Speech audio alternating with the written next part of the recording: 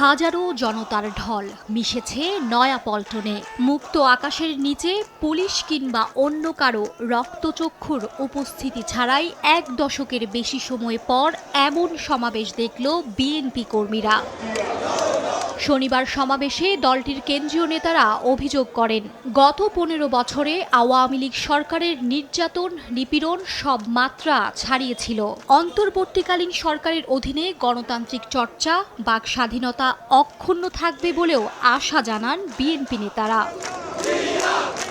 এদিন সন্ধ্যায় গুলশানে দলের চেয়ারপারসনের কেন্দ্রীয় কার্যালয়ে সংবাদ সম্মেলন করেন বিএনপি মহাসচিব অধ্যাপক ইউনূসের নেতৃত্বাধীন অন্তর্বর্তীকালীন সরকারের প্রশংসা করে মির্জা ফখরুল ইসলাম আলমগীর বলেন, নতুন সরকার আন্তরিকভাবে দেশ পরিচালনা করে জনগণের মনে আশার সৃষ্টি করেছে। আমরা অন্তর্বর্তীকালীন সরকারকে আন্তরিকভাবে ধন্যবাদ জানাচ্ছি যে তারা অত্যন্ত আন্তরিকতার সঙ্গে তাদের কাজ শুরু করেছেন।